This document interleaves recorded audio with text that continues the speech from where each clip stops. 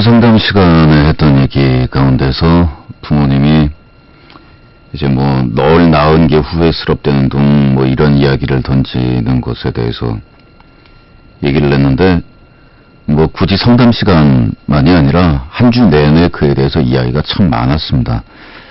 그런 것들을 보면서 부모님이 알게 모르게 자녀들에게 상처를 주고 또 인격적으로 모욕 그 이상 존재 자체를 부인하는 그런 이야기들을 너무나 쉽게 던지고 이러고 있다는 생각이 들고, 최근에 우리나라 이제 뭐 방송 TV 프로그램 나오는 것들도 그렇고 청소년이나 아이들을 대할 때 하면 안 되는 말들, 이런 이야기들에 대한 것들을 보면 사실 우리 일상에서 흔히 우리가 듣게 되고 어디서 들어봄직한 그런 이야기들이 사실은 절대로 해서는 안 되는 말이라는 거, 그런 것들을 보면서 자식 교육이 문제가 아니라 우리나라는 부모 교육이 좀 이루어져야 될 것 같다라는 그런 생각들도 듭니다.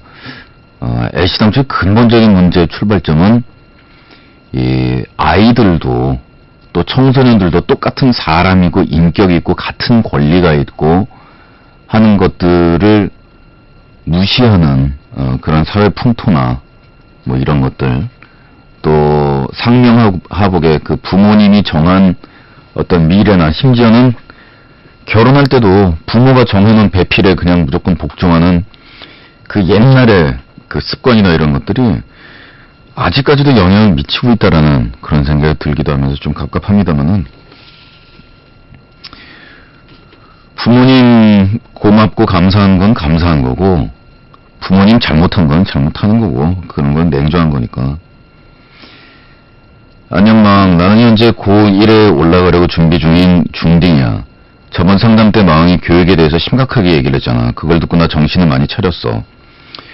고마워. 나도 그 사연을 올린 학생과 다르지만 비슷하기도 해. 나는 집안에서 성적 때문에 상당히 구박을 받아. 참고로 내가 평소에 시험을 보면 전 과목 합쳐서 5개 이내로 틀려. 난 그래서 내 스스로 상당히 최선을 다한다고 생각을 해. 하지만 부모님은 더더욱 기대하시는 게 많은가 봐. 아마 부모님이 이루지 못한 꿈을 이루려 나를 이용하는 거겠지. 나도 내가 너를 키운 게 후회스럽다라는 말을 몇 번 들었어. 사실 몇 번 대들어보기도 했어. 하지만 부모님은 그렇게 말하는 것 자체가 네가 정신상태가 어리다는 거야 라고 말하면서 내 생각을 언제나 묵살했지. 근데 막 무서운 건 말이지, 그 반항하던 자식이 부모의 교육을 따라가는 거야. 지금 내가 그럴 뻔하기도 했고. 뭐 그 밑에 마왕이 고맙다는 둥, 진정한 교육이야 뭔지 알 것 같다는 둥, 마왕 같은 사람이 교육비에 있었다면 교육이 뭐 어쨌든 둥, 뭐 이런 얘기는 그냥 과찬으로 넘어가고 결론도 넘어가고, 일깨워줘서 고맙답니다. 뭐를 제가 일깨워드렸는지는 잘 모르겠는데 어쨌든 마음이 아프시긴 하겠지만 부모님한테 이 대든다는 것과 부모님의 잘못을 자식의 입장에서 지적할 수 있다는 것과 이것과 이제 많은 거리가 있습니다. 처음에는 감정상의 문제로 이제 발끈해서 그야말로 말 내용은 맞는 말이지만 그 말의 형태가 대드는 형태가 되는, 이럴 경우에는 안 그래도 가뜩이나 권위적인 부모님한테 이런 것들이 전달이 잘 안 되거든요. 그러니까 오히려 대들 때는 정말 침착스러워야 되고, 부모님이 흥분해서 이거 봐라, 너 지금 머리 컸다고 부모님한테 덤비는 거냐, 이 녀석이 키워주는 분 그러고 뭐 어쩌고저쩌고 이럴 때도 계속 화내지 말고 진짜 침착하게, 진짜 냉정하게 독사처럼 얘기를 해야 되거든요. 그게 언젠가는 부모님도 깨달으세요. 그런 말을 하는 게 아니었구나. 근데 그런 게 대부분 언제 그러냐면은 세월이 한참 지난 다음에 이만큼의 세월이 흘렀는데도 아직까지 얘한테 내가 말한 그 상태가 그대로 남아있구나, 이런 거를 알면 그때 가서도 후회를 많이 하시거든요. 근데 후회하시면 뭐 하냐고요. 평생 지워지지 않은 상처가 자식한테 남았는데. 그래도 어쨌든 부모님이니까 뭐 칼로 자른다고 해서 잘라지는 사이도 아니고 그렇게 삽니다. 반항하거나 대들거나 소리를 지르거나 그런 것보다는 조목조목 왜 내가 이렇게 상처를 받고 있고 뭐가 잘못되고 있는지 이런 것들을 차분하게 설명을 할 수 있는 그 나이라는 거는 정말 사람에 따라서 개인차가 있긴 한데요. 저 역시도 제가 화를 내고 대들고 외면하고 이것이 아니라 차분하게, 그리고 오히려 입가에 미소를 띠면서 부모님 입장을 오히려 헤아려 가면서 제가 이런 점들은 솔직히 좀 오래 남았습니다. 그리고 제가 이런 점들은 제가 참 죄송하기도 했지만 앞으로는 이렇게 생각해 주셨으면 합니다. 이렇게 얘기를 할 수 있을 때 그때 이제 부모님 안색이 이렇게 슥 변하시면서 이게 옛날에 그 저쪽 그러고 앵앵 울던 그 애기가 아니로구나 하고 생각하시는 거는 우리가 생각하는 시점보다 훨씬 뒤거든요. 또 반대로 부모 입장에서는 애가 더 이상 애가 아니구나, 우리 애가 이만큼 자랐어요, 이렇게 되는 게 당신들께서 생각하는 시점보다 훨씬 앞이라는 거 정도를 좀 생각해 주셨으면 좋지 않을까 하는 생각을 합니다. 자, 이번 주 상담을 해보도록 하겠습니다. 세차하면 비와가 보낸 사연인데요. 그래 나 바보야. 첫 글을 이런 꿀꿀한 걸로 쓰게 돼서 미안한 마음이야. 난 14년간 좋아해온 여자애가 있어. 초딩 때부터지. 피아노 학원을 같이 다녔는데 나한테 항상 밝은 미소를 보여주고 적극적으로 다가왔던 그 애가 참 좋았어. 아기자기한 추억이 내 기억엔 참 많이 남아있다. 그런 그 애와 사귀기 시작한 건 불과 200일 전쯤이야. 그 기간 동안 정말 세상을 다 가진 것처럼 믿지 못할 만큼 행복했지. 그 와중에 그 애는 참 많은 힘든 일들이 있었어. 음주운전으로 사고가 나서 벌금을 물어야 하는 일도 있었고, 몸이 안 좋아서 입원하게 되었던 일, 또 무슨 일인지 말은 안 하지만 집안 사정으로 힘들어하기도 했어. 그 애는 그런 힘든 일들을 되도록 나에겐 얘기하지 않으려고 했고, 나는 그 짐을 조금이라도 덜어주려고, 그렇지 못하면 적어도 내 앞에 있을 땐 잊게 해주려고 많이 노력을 했어. 그러던 중에 그 일이 생겼지. 그날도 그의 기분 좋게 해주려고 구한 콘서트를 보러 가는 중이었어. 여긴 지방이라 공연 보러 가면 날 잡고 가야 해. 기름값도 많이 나오고. 그 애를 옆에 재우고 운전하면서 가던 중에 그의 핸드폰으로 전화가 왔다. 근데 그의 반응이 심상치가 않았어. 살짝 놀란 듯한 반응이었고, 핸드폰 수신음 음량을 최하로 줄이고 무슨 핑곗거리를 잔뜩 늘어놓는 통화를 하더라고. 살짝 미심쩍어서 이리저리 수상한 곳을 찌르는 질문을 해봤는데 뻔해 보이는 수상쩍은 답변만 돌아오더라고. 그때부터 그 애를 조금씩 의심하기 시작했던 것 같아. 그렇게 하루하루 의심은 커지고 난 해서는 안 되는 정말 파렴치한 짓을 해버리고 말았지. 그의 인터넷 쇼핑을 도와주면서 알게 된 아이디와 비밀번호로 그의 메일을 뒤져본 거야. 메일을 본 건 정말 후회해. 메일을 통해서 그 애가 가정을 꾸리고 있는 어떤 남자와 남들이 말하는 불륜이라는 걸 하고 있음을 알게 되었거든. 거기서 끝이 아니야. 내가 편집증적인 증세가 있는지 집요하게 그 애가 만나는 남자에 대해 캐기 시작했어. 참 무섭더라. 내가 얻은 건 그 사람의 이름과 친목단체 이름뿐인데 그 사람의 얼굴, 직업, 회사, 다니는 교회, 심지어는 부인과 어려 보이는 딸아이의 얼굴도 알게 되었다. 그리고 그의 어떤 사이트에서 그 사람에게 쓰는 100일 다이어리를 쓰고 있더라고. 그걸 읽으면 알 수가 있었어. 나에게 바쁘다고 아프다고 한 날 그 사람과 무엇을 했는지, 심지어 그 사람과 성관계를 한 날도. 처음에는 다 쏴버리고 싶었어. 그 사람도 가족도 다 망쳐버리고 싶었어. 그런데 그 애는 미워할 수가 없더라. 그 애가 상처받는 게 너무 뻔하게 보여서 말이야. 술 마실 때 항상 미안하다고 말하는 그 애에게 내가 더 미안하다고 말하고, 술 취한 목소리로 사랑한다고 전화가 오면 앞에 있던 모든 사실을 잊게 되더라고. 그 남자 어떻게 가정이 있으면서 그럴 수가 있는지, 그 남자와 그 애가 불륜이 아니라 그의 입장에서는 나와의 관계가 불륜이 아닌지, 나에게 진심인 적이 있었던지, 날 사랑하긴 한 건지 궁금해지더라. 더 모르겠는 건 어제가 그 애와 나의 200일이었거든. 그 애가 결혼 얘기를 꺼내더라고. 평소에도 결혼 얘기를 많이 했었거든. 정말 모르겠다. 내가 무엇을 쓰고 있는지도 모르겠네.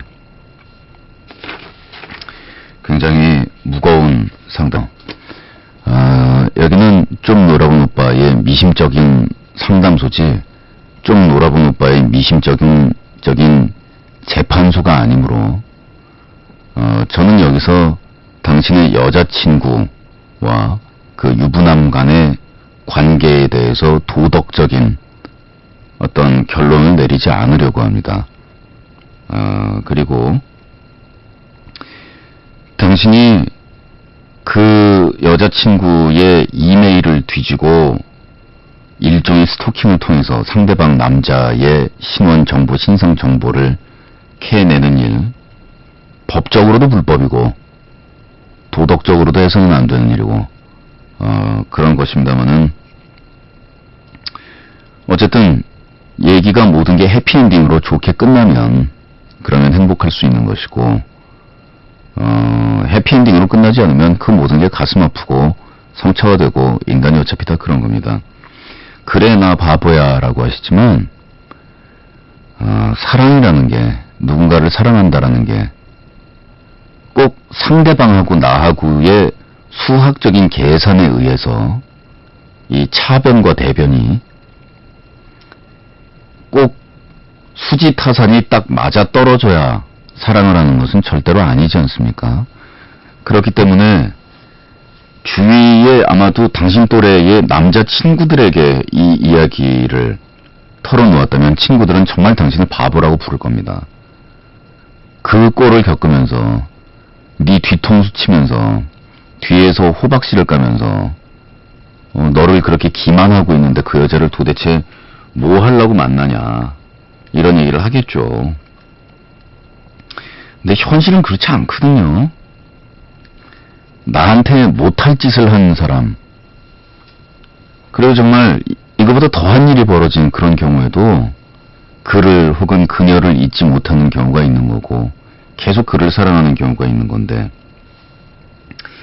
일단 그녀의 이메일을 뒤지고 사생활을 캐내고 한 것에 대해서는 본인도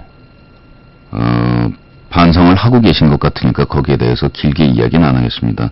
근데 참 무섭더라 라고 본인도 얘기하시지만 의심이 의심을 낳고 그 의심이 증오와 원망을 낳고 이러다 보면 정말 밑도 끝도 없습니다. 제가 물어보고 싶은 것은 그녀가 당신에게 잘못을 한 것이든 이것이 잘못을 한 게 아니든 그저 당신의 입장에서 그녀가 이것을 털어놓든 털어놓지 않든 그녀를 용서할 자신이 있습니까? 그녀를 용서한다면 예를 들어서 당신의 여자친구가 그 남자와의 관계를 정리하고 또 혹은 당신에게 결혼 이야기나 이런 것들을 늘어놓기 시작하는 것이 그 남자와의 정리를 위한 수순 내지는 마음가짐일 수 있거든요. 특히 아직 나이가 많지 않은 나임에도 불구하고 결혼 이야기를 그녀가 당신에게 자주 이야기를 꺼내는 것은 이루어질 수 없는 사랑을 하고 있는 자신의 입장에서 그러한 그 남자의 관계가 10년쯤 된 건 아니겠죠. 나이들이 두 분 다 어린데 그러한 이루지 못하는 사랑에 대해서 마음 아파하는 것보다는 현실적으로 자신이 가질 수 있는 당신과의 사랑을 키우는 편이 더 낫다라고 마음이 기울고 있는 것인지도 모르죠. 첫째는 그녀를 용서할 수 있느냐, 당신이. 둘째, 그녀가 이 일을 죽는 날까지 당신에게 털어놓지 않는다고 하더라도 모른 채 해줄 수 있느냐. 제가 볼 땐 말이에요. 당신이 그녀를 받아들이기 위해서는 당신하고의 결혼 얘기가 진행되거나 뭐 어쨌든 이 연애가 계속될 때 그녀가 당신에게 이 사실을 당신에게 고백을 해야 되며 당신 앞에 정직한 모습으로 다시 태어나는 절차를 밟아야 한다 라고 당신이 고집을 한다면 이 사랑은 이루어지기 어려워요. 그러나 그녀가 앞으로 당신을 더 이상 속이거나 또 그 남자와의 관계를 일단 정리하기가 힘들어서 그렇지 정리한 이후에는 당신에게 충심으로 대할 것이다 라는 것을 전제로 해서 그렇지 않다면 그건 당신이 마땅히 문제로 삼을 일인 거고, 그리고 당신하고 그녀가 만난 건 200일이라고 얘기를 하는데 제가 언뜻 이렇게 볼 때 분위기는 그 남자와 그녀는 당신보다 이전에 만났던 관계인 것 같아요. 첫째, 당신은 그녀를 용서할 수 있느냐? 둘째, 그녀가 죽는 날까지 당신하고 함께하면서 이 일에 대해서 당신에게 털어놓지 않더라도 당신은 그것을 모른 척 해줄 수 있느냐? 셋째, 앞으로 미래의 그녀와 함께하면서 그녀가 당신의 뒤에서 이러한 일을 한 적이 있기 때문에, 그리고 당신이 그걸 의심하고 뒤져보고 추적한 적이 있기 때문에 또 비슷한 경우가 생길 때, 그렇지만 사실 뭐 예를 들어서 그냥 친구한테 전화가 온 거였는데 늦은 시간에 집에 전화해서 남편 옆에 다 있고 그런데 뭐 친구랑 수다 떨기도 그래서 그냥 우물쭈물한 건데, 그런 것마저도 다 뭐야, 그런 일이 또 생기는 거 아니냐, 뭐 이렇게 의심의 싹이 또 자랄 수도 있거든요. 한편으로 자랐던 이 당신도 무섭다라고 말하는 이 의심의 싹을 다시 안 자라게 당신이 당신의 마음가짐을 잡을 수 있느냐, 이러한 문제이지, 이거는 그럼에도 불구하고 넌 바보같이 왜 그 여자를 만나느냐, 도대체 뭘 어떡하겠느냐, 이런 문제에 해당이 되지 않습니다. 14년이나 좋아한 여자, 사랑한다면 밑도 끝도 없이 그럴 수는 없는 거지만 덮어주려고 노력할 수 있고, 그 결함이 나에게 안 보여지도록 하려고 오히려 노력할 수 있고, 그녀가 당신에게 털어놓고 고백하기보다는 안심하고 당신과 계속 시간을 함께 보낼 수 있도록 완벽한 알리바이를 만들어주고 그녀를 보호해주는 것이 당신이 할 일일지도 모릅니다. 그렇게 해서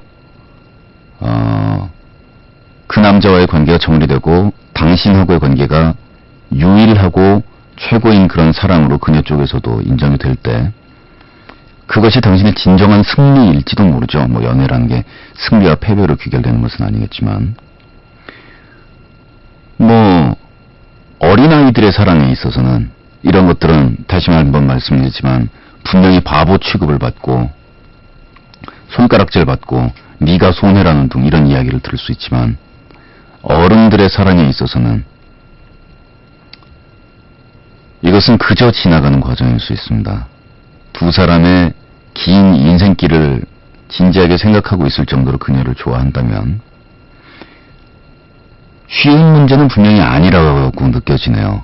굉장히 견디기 힘든 노릇일 것이고, 사랑을 한다라는 사람에게 있어서 정말 가혹한 일이 벌어졌구나 하는 생각이 들기도 하는데, 힘내시고요. 이럴 경우에는 질투와 시기와 분노와 증오보다는 관대함과 끈질김과 진심과 이런 것들이 필요한 그러한 사랑의 시기와 또 그러한 경우라고 여겨집니다. 참 힘든 사랑을 하시고 계시네요. 내가 참 독한 사람일까? 추파춥스와 1억짜리 껌을 보냈습니다. 마음말처럼 수능을 축제로 하는 고3이야. 수험생 대우 안 해주는 고스가 너무 좋아. 나한테 가장 큰 고민이 있어서 이렇게 글을 써. 우리 집이 큰 집이라 아버지 쪽 삼촌들이 몇 년씩 우리 집에서 어릴 적에 살고 그랬어. 삼촌들이 다 돈 벌고 돈이 모이면 자기 하고 싶은 일을 하러 떠나곤 했지. 근데 한 삼촌은 몸이 안 좋고 나이도 많은 노총각이라 우리 집에 계속 살고 계셨지. 내가 알기로는 정신병원 계시다가 우리 집에 오신 거였는데, 근데 이 일은 내가 13살 크리스마스 때 일어났지. 술 취해서 들어오신 삼촌이 대뜸 나한테 욕을 하는 거야. 그때 난 이유가 없길래 대들었다고. 갑자기 마구 날 때리더라. 피가 여러 군데 날 정도로 이유 없이 맞았어. 아직도 그 이유를 몰라. 그리고는 몇 개월 그 삼촌은 정신병에 다시 재발해서 병원에 다시 들어갔지. 또 다른 삼촌들은 우리 집에서 고생만 죽어라 했다고 우리 가족 앞에서 뭐라고 하는 거야. 정말 뭐라 말할 수가 없더라. 그리고 몇 년이 지나고 지금 현재 이 시점이 됐어. 잘 살던 외삼촌이 몇 년 전부터는 안 되는 사업들만 쫓아다니셨지. 그러다가 이혼도 하시고 알코올 중독으로 인해서 정신병원에 들어가셨다가 입원에 나오셨거든. 그리고는 우리 집에 와서 사시는 거야. 근데 이 삼촌 내가 밤에 문 열고 화장실 가려고 하면 나 때문에 잠에서 깨났다고 욕이란 욕은 다 하는 거야. 한두 번이야 넘어간다 치지만 거의 매번 욕을 해. 난 예전처럼 그렇게 되는 걸까? 이 삼촌들을 데리고 사는 것도 어머니가 우리 집에 데리고 와서 사시던 거야. 힘들면 오라고. 엄마 어릴 때 큰 집에서 소홀하게 하는 거에 가슴이 아팠다고. 우리가 큰 집이니까 그런 일 있으면 당신 어린 시절이 생각난다고. 내가 안 해본 게 없어. 편지도 2번이나 썼지. 우리가 그렇게 당했으면서도 또 사람을 데리고 오냐고. 다른 친척들 안 하는 거 우리가 왜 하냐고. 안 해도 욕할 사람 하나 없고 욕할 자격 갖고 있는 사람도 없다고 그런 식으로 보냈는데 묵묵부답이시더구만. 그래서 직접적으로 말씀드렸더니 좀만 참으라고 말씀하신다. 우리 엄마 밖에 나가면 안 그래. 일에 대한 집념이나 그런 건 남들에게 부러움을 사지. 그런데 가족사만 나오면 이렇게 된다고. 내가 피해의식에서 너무 심하게 몰아붙이는 걸까? 내가 가족에 대해 이런 말을 하는 걸까? 나만 참으면 되는 걸까? 나 정말 머리가 터져버릴 것 같아. 부모님이 저녁까지 영업이 늦게 끝나고 삼촌하고 같이 들어오는 시간이 싫어. 정말 너무 싫어. 그래서 수능 끝나고 저녁부터 새벽까지 하는 알바를 구해볼 생각이야. 마음 그리고 우리 식구들 의견 좀 줘. 제발 나 혼자 고민하기에는 너무 벅차. 에이가 가족 간에 친척 간에 사이 벌어지는 거 잠깐이고요. 그런 감정들이 즈음으로 번지는 것도 잠깐이고, 확실히 인간이라는 것도 동물이어서 같은 공간 안에 밀도가 늘어나게 밀어넣고 그 안에서 부대끼라 그러면은 서로 짜증이 납니다. 누가 그랬더라? 민주화 운동하다 감옥 간 사람이었었는데, 자기는 여름이 너무 싫었대요. 겨울에는 추우니까 죄수들끼리도 체온에 의지해서 다닥다닥 붙어 자는데, 여름이 되면은 그 감옥 안에서 덥고 미칠 듯하게 더우니까 그 더운 게 힘든 게 아니고, 덥고 찍찍하고 이러니까 옆에 있는 사람을 제가 미워하게 되더라는 거예요. 그래서 이놈만 좀 없었으면 좀 덜 더울 텐데 하고 사람을 미워하게 되더라는 게, 그게 너무너무 슬프더랍니다. 저도 참 이게 남의 일 같지 않은 일인데, 그쵸? 삼촌이 그렇게 같이 살았어도 150평짜리 복층 빌라에서 살았으면 문제가 없겠죠. 그래서 위층에 방 3개는 혼자 쓰고, 화장실 아니라 밖에 아래층에서 널뛰기를 하든 줄넘기를 하든 위층에는 안 들리는 막 이런 환경이면 서로 짜증이 안 나겠죠. 근데 이제 같은 공간에 살면서 서로 소음도 느끼고 가뜩이나 외삼촌 상태는 정상이 아니고 그러니까 본인은 무척 괴롭겠습니다만 저는 충분히 있을 수 있는 일이라고 생각합니다. 용납하라는 뜻이 아니고 이런 일이 세상에 정말 사실은 많다. 자주 벌어지고 자기 인생살이에서 가정을 잃고 직업을 잃고 그리고 이제 나이도 있고 이런 외삼촌이 가득 짜증이나 원망이나 이런 거에 가득 차 있는 것도, 거기다가 그 나이 먹고 누이한테 얹혀가지고서 살아가고 있는 것도 당연히 짜증이 날 만한 일 아니겠어요? 그냥 멀쩡히 외국에서 이민 가서 잘 살고 있는 외삼촌 우리나라에 놀러 오셔가지고 누나 집이라고 우리 집에서 자는데, 그게 한 일주일 넘어가면 불편하고 빨리 좀 우리 외삼촌 LA로 돌아갔으면 좋겠다 막 이렇게 되는 사람이거든요. 그죠? 30년을 못 보고 막 그러던 친척이 이제 왔단 말이에요. 그래가지고 막 끌어안고 울고 막 이러다가 정확하게 보름도 아니고 일주일만 지나면 첫 싸움이 나요.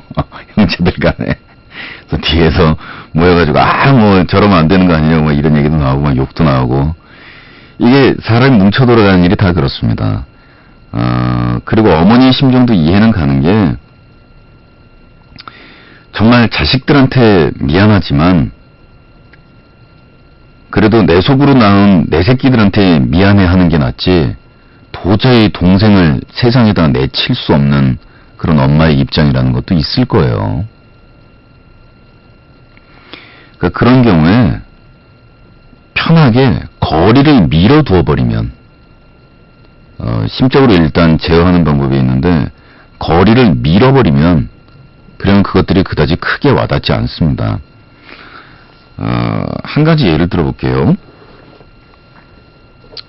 한 며느리가 있었는데 말입니다.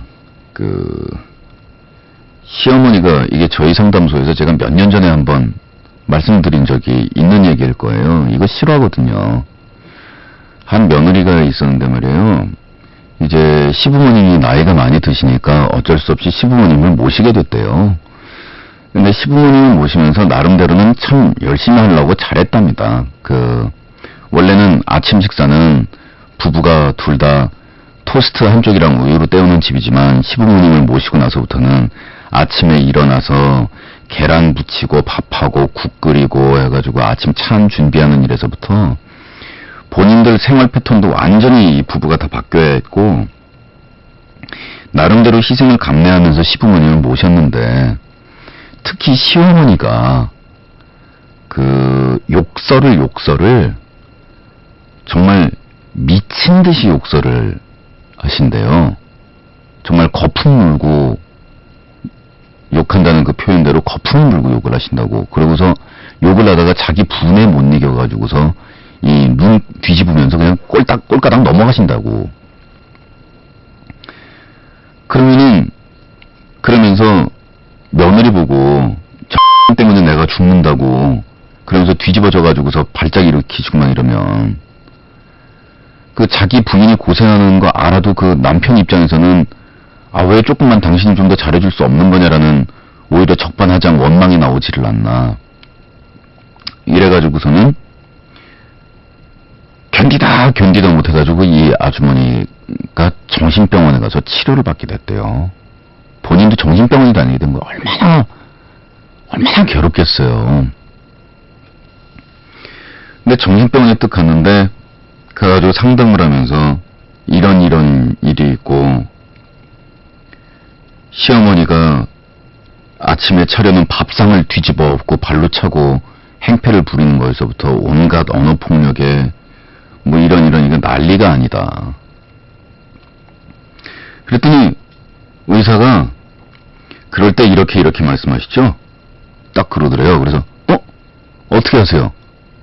그랬더니 이런 거에 대해서 무지하게 집착하시고 거기다가 얘기만 하려고 그러면 펄쩍 뛰시고 말도 못 꺼내게 하시죠? 그래서 진짜 그렇다고. 그런 다음에 요런 방식으로 얘기하면 완전히 그냥 껄떡껄떡 넘어가실 텐데요. 예, 맞아요. 가보니까 정신과 의사가 아니고 점쟁이더래요, 점쟁이. 이렇게 얘기하지, 이렇게 말하지, 이렇게 하지, 이러고 맞추는데 딱딱 맞추더라는 거예요. 어떻게 선생님 그걸 그렇게 잘 아시냐 그랬더니 또 이러더래요. 그 병이에요. 네? 아니, 되게 시어머니 되신 분이 그게 성격이 나쁘거나 그런 종류의 차원의 문제가 아니고 그게 병이라고요. 그래서 병명으로는 이런 증후군이라고 보고가 돼 있는데, 서양 사람들한테는 잘 안 나타나는데 동양인들의 경우에 노년의 치매 현상하고 같이 폭력성을 수반하는 이러한 증상에 이름이 붙은 병명이고, 그리고 이런 부분에 대해서 피해 의식을 느끼게 돼 있기 때문에 이런 식의 말을 하면 과격하게 반응을 하게 돼 있고, 어쩌고저쩌고 이러면서 막 증세를 얘기하는데 따다다다닥 맞더라는 거예요.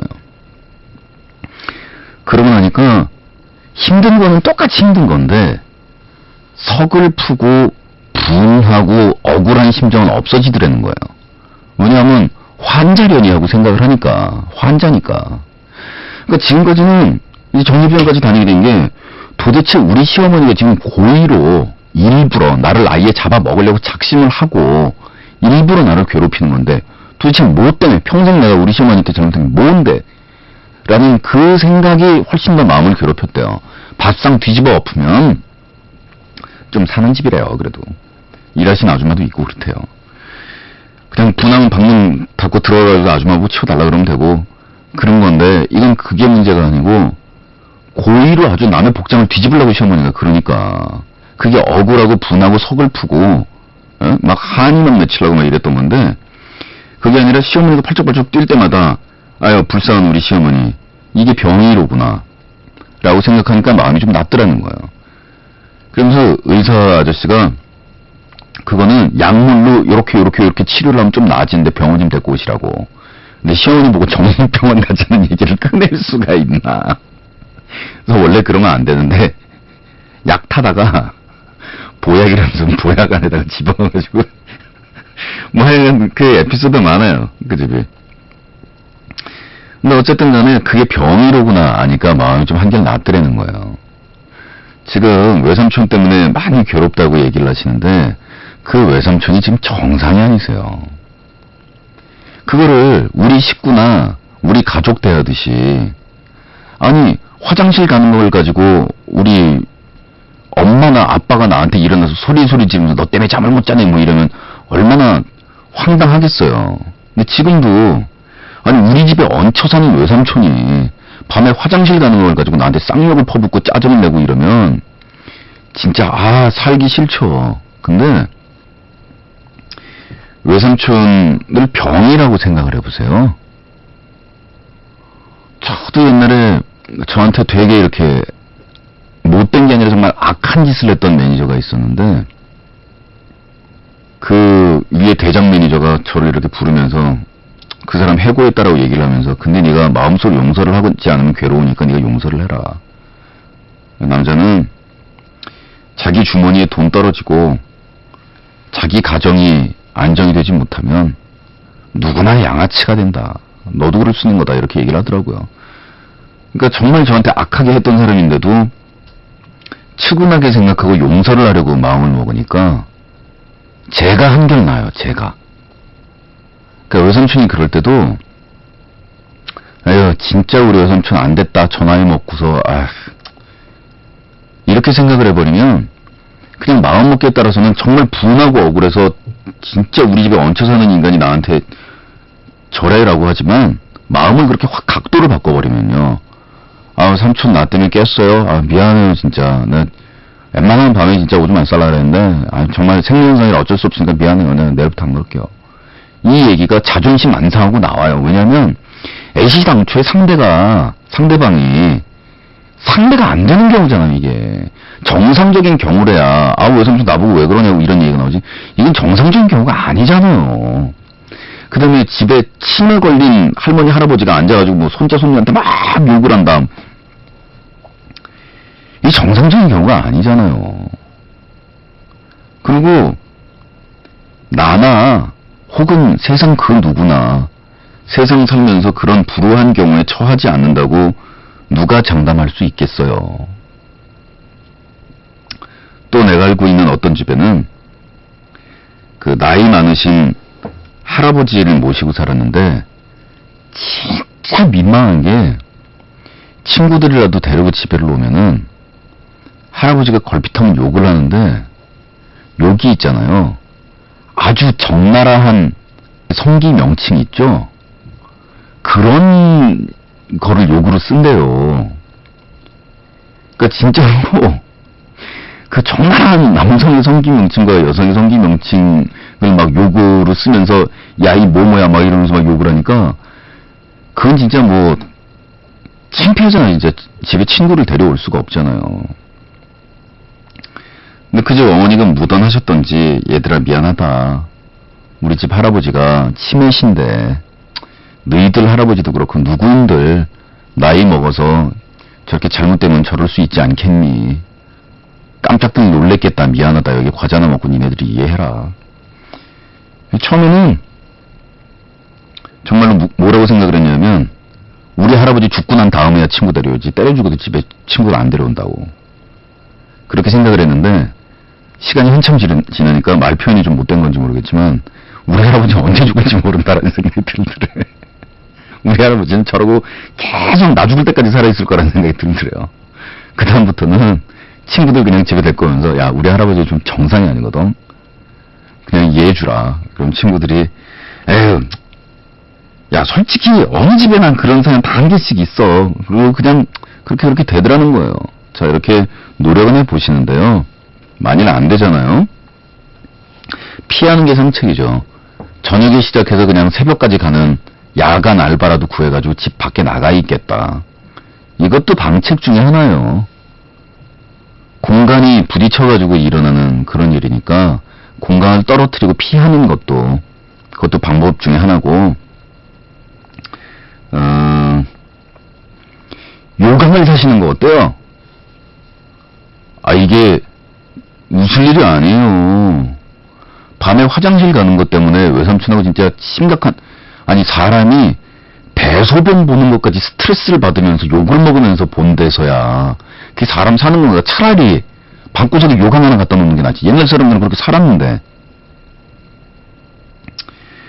그리고 기회가 되시면 빨리빨리 저 알바해서 돈도 좀 모으시고 하셔가지고 독립하시는 것도 한 가지 방법이고, 독립이라는 거를 어렵게 생각을 하면 되게 힘든 거지만,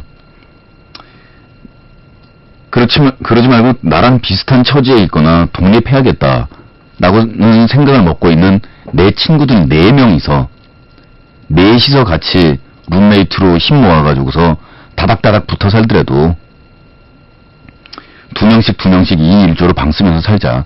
그게 차라리, 그건 또 그거 나름대로 또 싸움나고, 청소 맨날 하는 놈은 하고 안 하는 놈은 안 하고, 하여간 그런 생활도 무조건 쌈나게 돼 있는데, 그래도 지금 집에서 받는 스트레스보다 나을 거 아니에요, 그죠?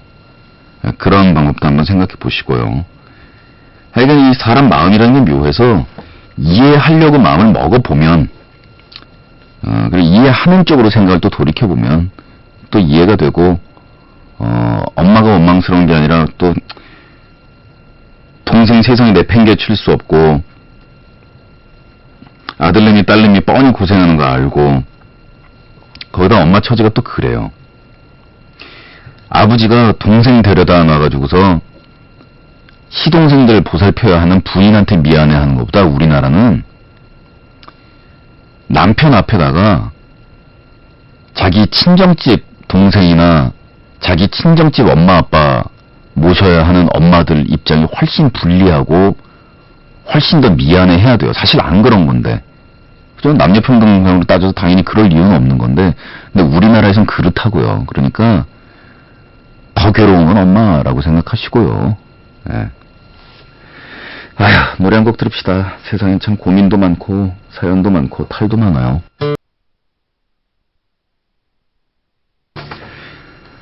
스티키 스퀴드가 보냈습니다. 마왕, 고양이를 부탁해. 난 고양이를 매우 좋아해. 하지만 내 능력도 안 되고 책임질 능력이 없기 때문에 키울 수가 없어. 무엇보다 가장 큰 문제는 세대주의 반대지. 근데 내가 정말 화나는 건 사람들이 고양이에 대해서 이상한 생각을 한다는 거야. 옛날부터 요물이었다니 어쨌다니, 지나가는 개를 만지면 그냥 집에 와서 손을 씻으라는 정도인데, 고양이를 만지면 마치 쓰레기통에 빠진 사람 보는 눈을 하고는 더럽다며 가까이 오지도 말라고 해. 그리고 그런 사람들 주변에 엄청 많아. 물론 고양이가 쓰레기통을 뒤지고 하는 건 잘못된 거라고 생각해. 나도 불쌍해서 멸치에 들고 다니면서 배고픈 애들 배를 달래주기도 하거든. 멸치를 줘도 되는지 아닌지는 잘 몰라. 근데 염분이 들어가 있는 게 아니면 괜찮아요.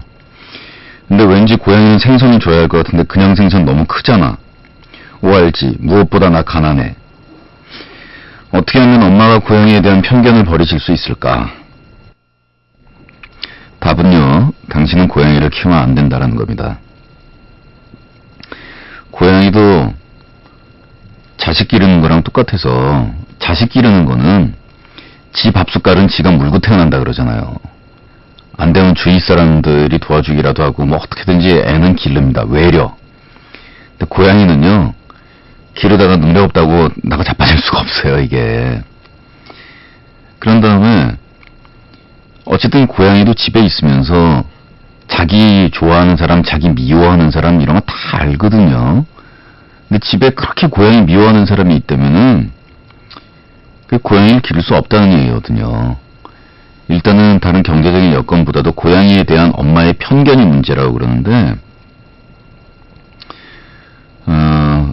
예쁜 고양이 동영상, 예쁜 고양이 사진 이런 걸로 일단 주위에 도배를 해놓고 사시고요. 정말 성격 온순하고 무난한 고양이, 안 그런 고양이 많잖아요. 무난한 고양이 데리고 사는 친구한테 탁묘를 가끔 해주겠다 하여 친구가 여행 갈 때 한 2, 3일만 데리고 있을 거다. 그럼 뭐 엄마가 한 2, 3일 데리고 있다가 친구 고양이 봐주는 거라는데 언짢더라도 그럼 넘어갈 수 있고, 요 단계까지 가면 하는 짓을 봤더니 이쁘거든요. 그 다음에 대소변 지가 알아서 다 가리지. 요게 요물은 요물이로구나. 요참 예쁘구나. 근데 같은 요물이라도 그 아주 요물이야. 그 울음소리, 그 애 울음소리랑 똑같고 그 밤에 고양이 울음소리들 아주 끔찍하다. 사실은 발전기 때문에는 울음소리만 그런 거고 평상시 울음소리는 예쁜데, 예, 이런 거하고 아이고 저 요물 저거 간살 떠는 거 봐라, 저거 예쁜 짓 하는 거 봐라, 이거하고는 뉘앙스가 좀 다르거든요. 예, 그렇게 되는 가능성이 좀 있겠죠. 잘 꼬셔보세요. 예. 아니면 절이 싫으면 중이 떠나야 된다고. 독립해서 나중에 평생 엄마랑 살 거 아니잖아요. 서양 사람들 욕 중에서 뭐 F워드, S워드 막 이런 거 들어가는 진짜 막 욕설이 있겠지만, 서양 사람들 하는 욕 중에서 제일 심한 욕 중에 하나가 너네 엄마랑 살잖아. 이게 제일 심한 욕 중에 하나. 너네 엄마랑 살잖아. 남자가 한 30살 넘었는데. 제일 무능하게. 그러니까 결혼을 안 한 건 괜찮은데, 결혼을 안 하고 혼자 사는 사람은 그건 당연히 자기 라이프 스타일이 그렇다고 치는데, 엄마랑 같이 살면 너네 엄마랑 살잖아. 이게 엄청 모욕 주는 말인데, 평생 엄마랑 살 거 아니잖아요. 그럼 자기 살려고 하게 되면 자기가 세대주 된 다음에 고양이 기르면 되지 뭐. 주머니가 보냈습니다. 어제 이틀 밤마다 울었어. 고민 좀 들어줘. 요즘 너무 힘들어서. 나는 27살 공무원 시험을 준비하는 고시생이야. 고시 준비를 하고 학원을 다녀야 하니까 학원비가 필요해서 아르바이트를 하게 됐어. 돈이 필요해서 아르바이트를 한다는 의미는 집안 형편이 굉장히 어렵고 힘들어서겠지. 왜냐하면 어머니 역시 거동이 불편하셔서 몸이 그렇게 정상적인 상태는 아니거든. 이런 어려운 상황이 힘들지만 그래도 여자친구를 만나기 전까지는 이렇게 힘들지는 몰랐어. 말하자면 여자친구는 아르바이트를 하게 돼서 알게 됐어. 여자친구는 취업준비생이었다가 현재 공기업에 취직을 해서 연수시간을 받기 전까지는 시간이 많이 남아서 해외여행 중이야. 여자친구가 여행 중인 동안 공부하면서 일하고 있고, 나는. 근데 문제는 여자친구가 너무 잘났다는 나 혼자만의 생각이 들어. 여자친구 앞에서 그런 말은 자주 하지 않지만 난 그래. 집안 형편도 그리 넉넉지 못하고 여자친구에 비해 정상적인 집안이 아니라는 거지. 물론 그런 게 나와 여자친구 사이에 문제가 되고 안 된다는 건 그리 중요하게 생각하진 않아. 예전에는 그랬지만 다시 말하면 여자친구와 나는 너무 좋은데 이렇게 상담할 위 내용까지 일부러 꺼내지도 않아. 걔가 혹시 힘들거나 부담 느낄까봐. 간단하게 말하면 불안해서. 난 지방 사는데 여자친구는 곧 있으면 서울로 가서 연수도 받고 사회생활 할 텐데 흔히 말하는 다른 사람 만나게 되면 잘난 사람 만나게 되면 어떡하나 해서. 물론 그런 생각하지 말고 내 일, 할 일, 공부 열심히 하는 거 그런 것도 알고 있지만 너무나 당연한 얘기겠지만 그치만 그렇게 열심히 하면서 그랬는데 가버릴까봐. 그럼 어떡하지? 가면 어쩔 수 없는 거라고 다들 얘기하지만 그런 거 있잖아. 정말 놓치기 싫은 사람. 정말로 진실로 여자친구도 정말 착하거든. 정말 만나기 전엔 안 그랬는데 여자친구한테 자격지심이 들 때도 있고 표현하진 않았지만 뭐라 말을 못하겠어. 마무리는 망이. 추신, 이 문제를 간단하게 하려고 해도 잘 안 돼. 뭔가 힘이 될 게 있을까? 잘난 여자친구 데리고 살면 잘아야지. 이게 컴플렉스라는 거는 진짜 밑도 끝도 없어. 이게 가다 보면은 밑도 좀 있고 끝도 좀 있고 이래 좀 좋은데 이게 밑도 없고 끝도 없거든요. 그 여자들 중에서도 키 작은 남자들 볼 때 참 뭐 보듯이 하는 여자들도 있지만 남자들 중에서는 자기보다 키 큰 여자는 자존심 상해서 도저히 같이 못 다닌다고 그런 경우도 있거든요. 근데 저 같은 경우에는 제 여자친구들이 저보다 키가 컸던 경우들이 왕왕 있었는데 왕왕 있었다는 것만 기억이 나지 누가 키가 컸었고 누가 키가 나보다 작았었는지 사실 정확하게 기억해보라 그러면 기억도 잘 안 나요. 신경을 거의 안 썼으니까. 그냥 그런 경우가 있었다는 기억 정도만 날 뿐이지. 그게 뭐 어때요? 우리 엄마가 그런 식으로 교육을 시켜서 그런가 봐. 야, 요즘에는 지보다 키 큰 여자 데리고 다니면 그게 자랑이야. 그게 난놈이야. 우리 엄마는 왜냐면 우리 집안에 종자기량을 해야 된다고 생각을 해서 어떻게든 여자는 키 큰 애를 데려와야 된다 이 주의였으니까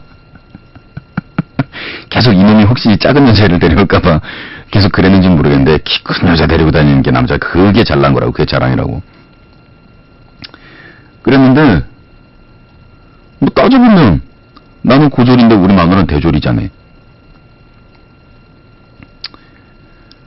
나는 무슨 취직시험 이런 거 쳐본 적도 없고 붙은 거라고는 대학까지 안 하지만 우리 마누라는 그래서 잘했단 말이야. 그렇게 따지면 기어 들어가자 밑도 끝도 없는 거지? 근데 여자는요 큰 소리만 뻥뻥 치고 허풍만 늘어놓고 행동은 따르지 못하고 막 이러는 남자 물론 좋아하지 않겠지만 그게 진짜로 그 사람 자체에 대한 믿음이 흔들리고 의심이 가고 막 이런 차원의 허풍이 아니라면 안색이 파래가지고 자기 컴플렉스에 막 계속 막 꿍실꿍실 기어 들어가고 풀 죽어있고 늘 막 이런 궁색 옹색을 떠는 남자보다는 비록 내가 단벌 티셔츠에 청바지 하나로 사는 사람이지만 그냥 옷 깨끗하게 빨아입고 내 몸 건사하고 내가 뭐 남한테 죄진 거 없이 산다 왜? 이러고 눈에 힘주고 있는 사람을 차라리 좋아하지 청승 옹색 떠는 남자 인기 없어요. 어디 가나. 그리고 이렇게 되면 이제 웃기는 경우가 뭐가 생기냐면 기우라 그러잖아요. 하늘이 무너질까봐 걱정한다고. 여자친구가 서울에 연수 가서 딴 남자랑 만나게 되든 헤어지게 되든 그건 그때 가서 걱정할 일이고요. 아니 지금 이 시점에 여자친구한테 딴 남자가 생기지 않을까 내가 못나서 되게 잘난 X이라고 쳐봅시다. 어느 기준이면 잘난 거야 도대체? 댁이 키가 180에 갑바와 복근이 장난이 아닌 체격이며 눈에 쌍꺼풀은 오종혁처럼 있고 복근은 원상우인데 키는 180이고 학교는 X를 나왔다고 칩시다. 그래도 불안하려면 늘 불안해요. 왜냐하면 세상에는 눈은 오종혁이고 배는 권상우인데 키는 187이고 하부들을 나오는 놈도 있잖아. 그런 식으로 따지면 밑도 끝도 없어 이런 거는. 그래서 세상에 나보다 못난 놈 나오라 그러면 못난 놈도 많아요. 그리고 뭐 어머니가 아프셔가지고 요즘 세상 진짜 살벌해가지고 결혼 직전 놓고 혼숙감 서로 계산 때리고 이랬던 데에서 10만원 빠졌다고 파혼하고 이런 게 요즘 세상이지만 내가 이 남자 좋고 사랑하기 때문에 거동 불편한 시어머니 그냥 내가 모시고 살겠다. 에? 뭐 이런 사람.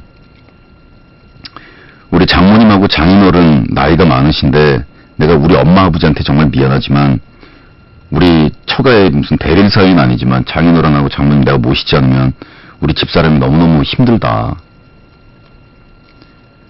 그런 마음 먹고 사는 사람, 이런 사람 뒤져보면 또 있어요. 그리고 또 이해심 넓은 부모님. 그래 네가 원래 자기 엄마 아버지 못 모셔도 장인 장모 모실 수 있는 거다. 그쪽도 네 부모인데 잘해라. 뭐 이런 멋진 쿨한 부모님. 뭐 세상에 좋은 사람 많고 지금 당신의 여자친구가 뭐 좋은 사람이라며요. 그러면은 세상에 영원한 건 없어요. 두 분이 결혼해서 함께 살고 아이를 낳고 그러면서도 언젠가는 헤어져야 되는 게 사람인데 이 사랑이 이 연애가 지금 지속되고 있을 때 이 순간순간에 감사하는 마음으로 또 여자친구한테 보답하기 위해서는 괜히 기어 들어가거나 궁색 옹색 떨지 말고 비록 내 주머니에 돈은 없지만 내 마음은 쭈글쭈글하지 않은 인간으로 그녀를 대하실 수 있다면 지금 이 순간이 행복할 것이고 그리고 그런 당신을 보고 믿음이 간다면 결국 그분은 당신 사람이 될 것이고 당신은 그분의 사람이 될 거예요. 이 걱정에서 이것 때문에 연애가 깨진대도요. 진짜로 이것 때문에 연애가 깨져요. 헤어지면 어떡하지? 떠나면 어떡하지? 어떡하지? 상대방 쪽에서 부담 느껴가지고, 이 연은 못 가겠다. 깨지려면 그래가지고 깨진대도요. 자, 기운 내시고요. 아자아자 화이팅 눈에 힘 주시고요. 허풍도 떨고, 여자친구 만나면 너스레도 떨고, 그리고, 서울 올라가서 나 참 어떡해. 이게 아니고, 자기야, 서울 가서 잘난 놈이든 못난 놈이든 어떤 놈한테라도 눈길을 주면 그날로 KTX 타고 올라가서 불 질러버릴 거야. 에? 좀 넉살도 있고 유머도 있고 그래도 할 말 다 하고 그리고 뭐 이렇게 해서 이렇게 한 다음 이렇게 해서 빨랫줄에 널어 놓을 거야. 막 이런 끔찍한 표현 쓰면서 막 여자친구 막 이러고 등짝 빡빡 때리고 에? 이렇게 알콩달콩 하면서도 염려하고 걱정하고 이런 마음 다 표현할 수 있는데 그거를 얼굴 파리해져가지고 자기가 가서 안 들어오면 난 어떻게 이걸로 가면 끝이에요. 에? 그냥 짐대를 밟아올세라 저젠 어레신고요. 예, 그냥 그걸로 됐다니까요. 뭔지 알아요? 프랭키 레인의 Georgia on my mind를 보내드리겠습니다. 그리고 저는 내일 이 시간 다시 뵙도록 하죠.